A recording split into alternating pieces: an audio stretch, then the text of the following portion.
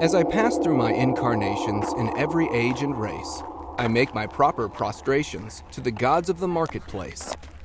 Peering through reverent fingers, I watch them flourish and fall, and the gods of the copybook headings, I notice, outlast them all. We were living in trees when they met us.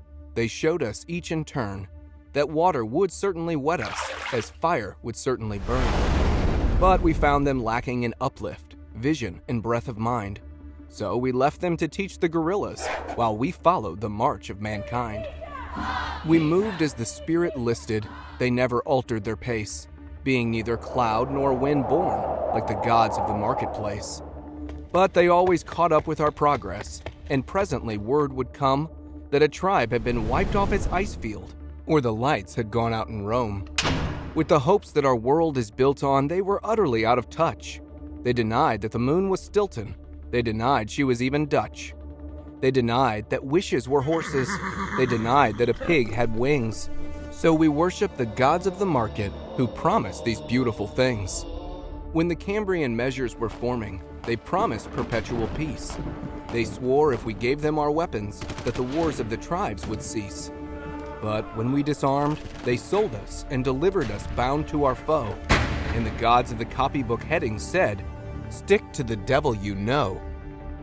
On the first feminine sandstones, we were promised the fuller life, which started by loving our neighbor and ended by loving his wife. Till our women had no more children, and the men lost reason and faith. And the gods of the copybook headings said, "The wages of sin is death."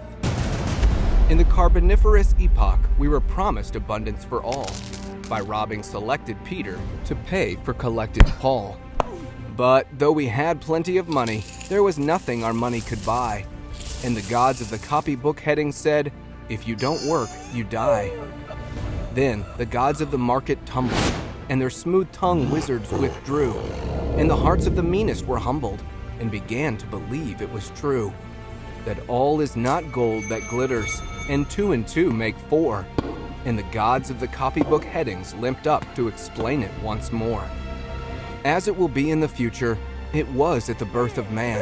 There are only 4 things certain since social progress began: that the dog returns to his vomit, and the sow returns to her mire, and the burnt fool's bandaged finger goes wobbling back to the fire, and that after this is accomplished, and the brave new world begins, when all men are paid for existing, and no man must pay for his sins. As surely as water will wet us, as surely as fire will burn, the gods of the copybook headings, with terror and slaughter, return.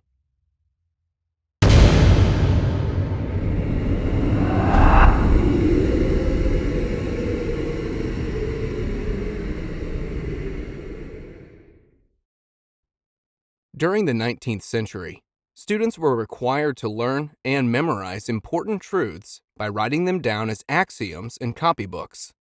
In the gods of the copybook headings, Kipling reveals the intellectual and moral bankruptcy of those who view progress as a constant evolutionary process of finding new, trendy philosophies by which to live.